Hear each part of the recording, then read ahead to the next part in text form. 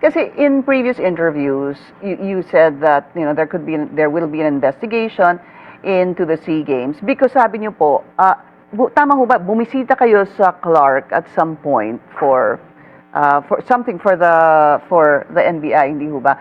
And then you Yes. were furnished, tama ho ba? What exactly was it? You were furnished documents? Did someone call you and say, we need to talk to you? There are alleged irregularities here that I want you to see. What brought this about, sir? Well, para mas kompleto yung kwento mo, Pinky, no? Dumating ako ng office, paglabas ko ng elevator, there are reporters outside waiting for me.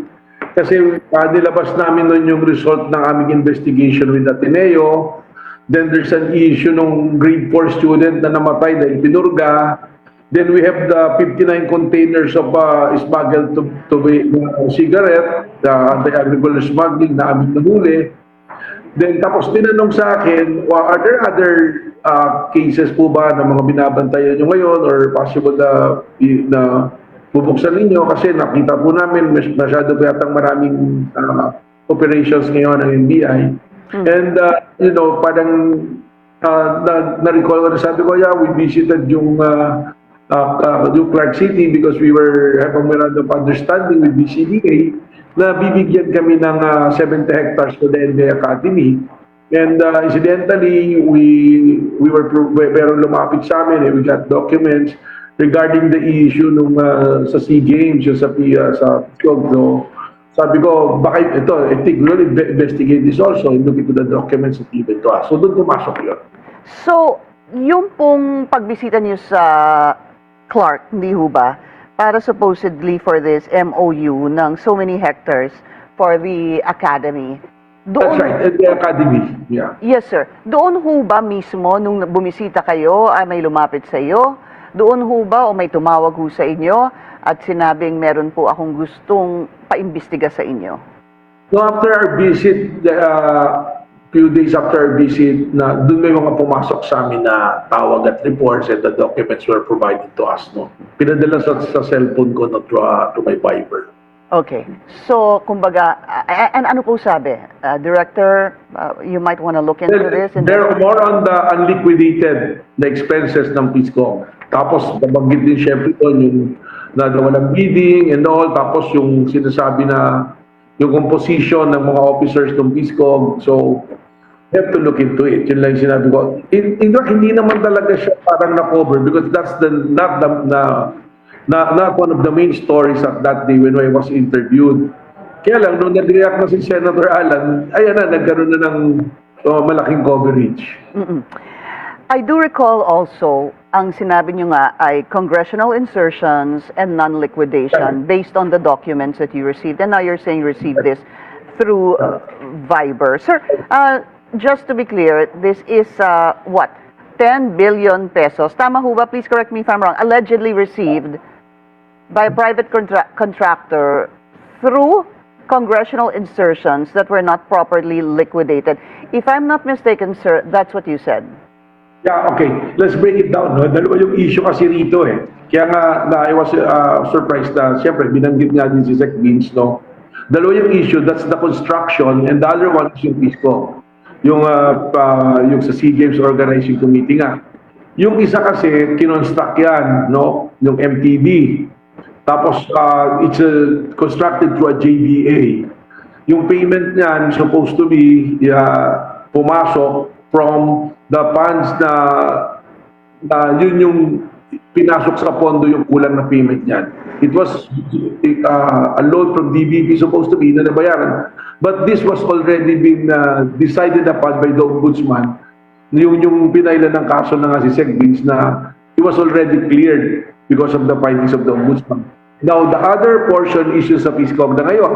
Okay. Yun yung pondo from the government na nilagay dyan, nilagyan ng pondo ng government, tapos sila yung nag-manage ng 21 days na SEA Games na yan, doon pumasok yung gastos ng catering, pagkain yan, yung consultancy, transportation, yung rental ng mga lugar, airfare, so doon Okay. doon.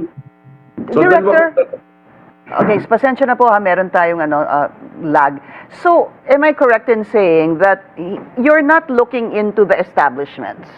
You're not No. looking into the buildings. You're not looking into the stadium. Ang tinitingnan niyo po ay yung pera na pumasok po sa FISGOC para po sa pagkahalatang pagpapatakbo nung nang-umpisa na po yung SEA Games, katulad nga po nung sinabi nyo, siguro if they needed to pay some people, but I know they were volunteers, maybe rentals, etc., and yung meals. Yun po ang inyong tinitingnan na sinasabi That's right. nyong unliquidated. Tama ho ba?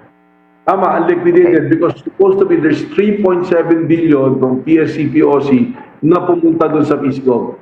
So, malinaw to, government funds to, and if it's government funds, anong ibig sabihin?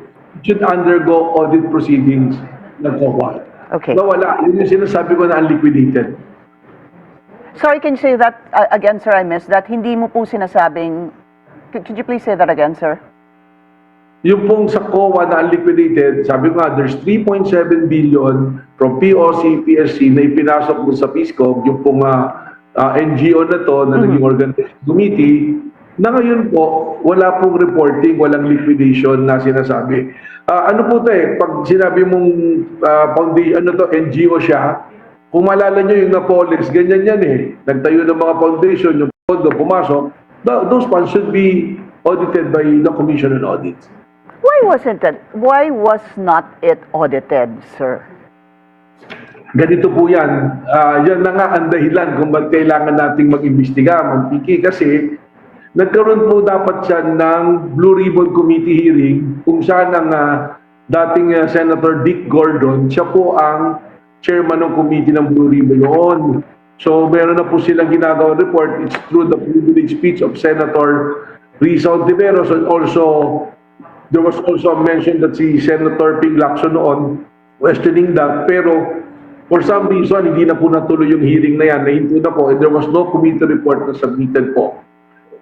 So ngayon po, yun po yung sinasabi, there are story from some of the athletes na nangyari yan, even the coaches, and yung pong mga head po ng iba't ibang sports organization na nagsasabi po yan.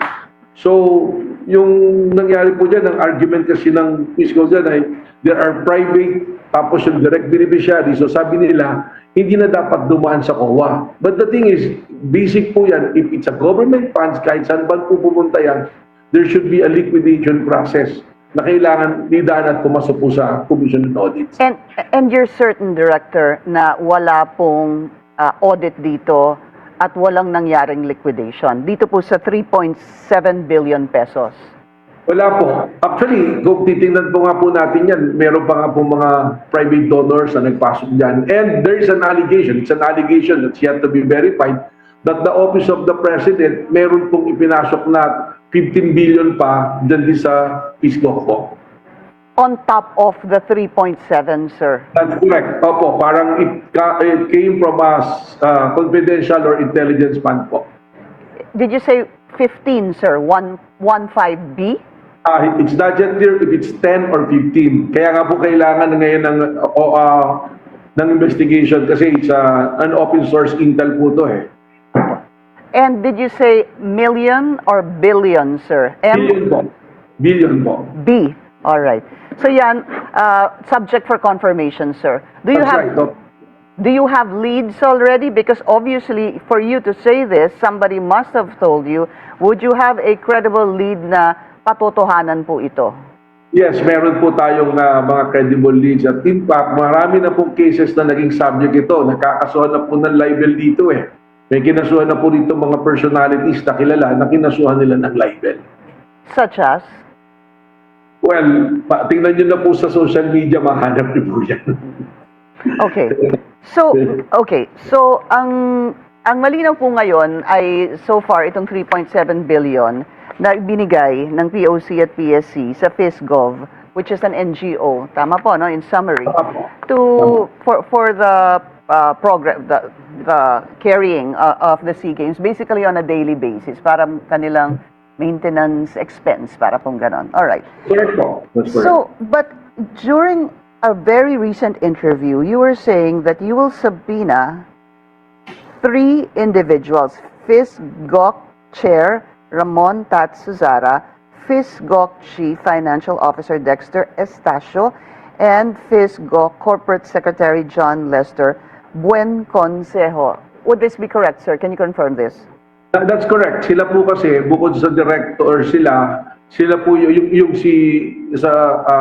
isa po is the chairperson, at the same time siya rin yung president. Yung isa naman po CFO, yung isa naman corporate secretaries. Ang latest na ano po yan, 2019 sila po yung nandiyan dyan na when we validated the general information ng 2026, sila pa rin po yung nandiyan dyan. But if you subpoena them, sir, we all know that the chairman of the organizing committee is Senator Alan Peter Cayetano. Why is he left out in the list of people you plan to subpoena?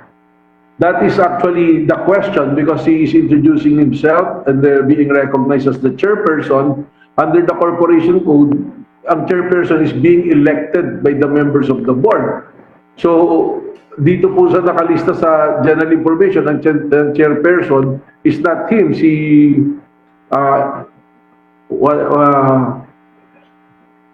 Susara po yung nandoon. That's Yung po yung Suzara. Yung po, yung... Siya po yung PE teacher.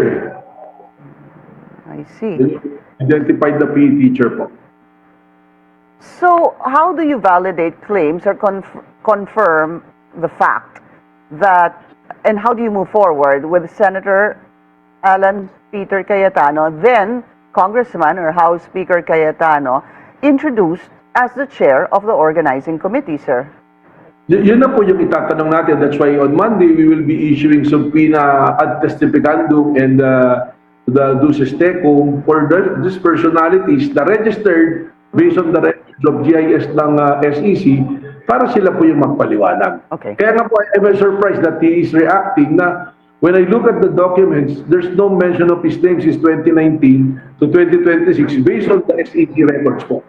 Kayo ho ba, hindi kayo nagulat na hindi nyo nakita yung pangalan ni Senator Alan Peter Cayetano as chair doon sa GIS? Or would there be any... Go ahead, sir, please. I was surprised na wala yung pangalan niya because you cannot be a chairman under the corporation code if you are not the member of the board. Board of trustees too. So, pag tinignan po natin yung GIS niyan, and if it's not accurate, there's a possibility of violation already, that is perjury. Kung naman po he is actually the one acting as chairman tapos merong mga nalagay dyan, hindi sila talaga yun, that is anti-dami naman po. So, there's a lot of questions. Okay. And hindi po natin pwedeng sabihin na pag pinatawag, ikaw na kagad yung may kasalanan o may pinabibintangan. We are calling para po pag-finding yan, para we have to ask questions kung bakit po nangyari yung mga gano'n. Ano po. Yung nakita po natin ngayon, at ang inyong explanation, sir, na wala po si Senator Alan doon sa GIS. Sabi mo nga, one could be perjury or the other one could be violation of the anti-dummy law, hindi ho ba? So are you saying that if at face value, this is what it is, because yung po yung GIS, General Information Sheet, would he be guilty of any of these? Perjury or the anti-dummy law? That's too early to say. You have to ask the persons po na nandun sa GIS. Sa ngayon, sila po yung lead natin, yung mga tao na yan, na actually, ang original na gusto nating tanongin is, how come na walang liquidation? Considering the amount of money that was put doon sa organizing committee na yan. Okay. Pero bakit walang liquidation? But when we look at the documents that the GIS submitted by the NGO, by PISCO, yun po yung mga pangalan. Okay. And there be to answer the questions that we will ask. Director, sabi niyo nga nagulat kayo dahil nag-react si Senator Alan. And I will assume, sir, nagulat na rin kayo dahil nag-react si Senator Pia, correct, sir? Mas lalo po yun dahil she's not even part of it publicly. Although, when I look at the history po doon sa Senate, na doon sa Blue Ribbon na, mukhang yun yung reason kung bakit nahinto yung Blue Ribbon kasi I've seen her privilege speech dahil po sa social media. So, just looking at the series of events, no, Director, dahil nga dapat the prosecution team was asking if you could have attended last week dahil nga meron kayong pupuntahan sa Bangkok, Thailand na FBI-sponsored a meeting, ano po. That's why they were asking if you had asked the prosecutors if pwedeng mas maaga sana yung inyong paglabas sa impeachment court. Doon po, they brought it up and then doon po nagkaroon ng sinasabi nga, bakit kami ang kailangan mag-adjust sa kanya, etc. Thereafter, lumabas si Director Matibag, sinabi nga, we're looking at investigating the FISGov for possible alleged violations dito sa SEA Games. Pag pinagtagpi-tagpi ho kasi yon, parang nagkakaroon ho ng kulay, one way or another, hindi ho ba? So, I guess my question is, bakit pa ho kayo nagulat? Dahil alam naman po natin, kahit i-research natin, na ang chair ng SEA Games Organizing Committee was Senator Alan Peter Cayetano, sir. Nagulat ako na wala pala siya dun sa mga official documents, pero nagre-react siya ng ganon. At pangalawa po na sinasabi ko na nagulat ako, I did not mention the name, sinabi ko lang Pisco. Sila na po yung nagbigay ng kulay eh. Katunayan, kung hindi naman po sila nag-privilege speech during the impeachment trial, hindi naman po ito mapansin. Tingnan nyo nga po yung pinalabas nila ron na clip ng video. Hindi nga siya media na nag-cover eh.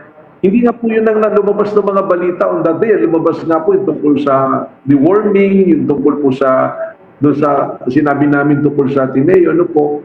So, doon po nagtataka. But let me say this, kasi ang dami na nga pong sinabi sa social media na ang eksaktong words din po niya, if you will recall, Ma'am Pia, is it leaves bad taste. Parang it's bad taste na a director of a bureau na didiktahan tayo. If you will a letter, Ma'am Pia, that is not dictating and it's not imposed upon the impeachment court. I made a request to the prosecution, baka naman po pwede na instead na sa third week ako, pwede itong day na ito magawa so that I can also attend another event. Dalawang event po yan eh. But it was very clear to me and it's clear to me po, Ma'am Pia, na among those two events, on top of that, in the hierarchy of importance, in the hierarchy of national interest, it is the attendance in the Blue Ribbon. Kasi court po yan, it's a witness. I am as a witness eh. Okay. In fact, they put it to simply na me. If the prosecution will present, we will voluntarily come and answer all the questions. Ang pakiusap ko lang po, hindi nga po delay ang pakiusap ko, baka pwede naman na mapunta ako sa unahan, ma-present as a witness. Na sinulat ko po sa prosecution team na i-present sa kanila.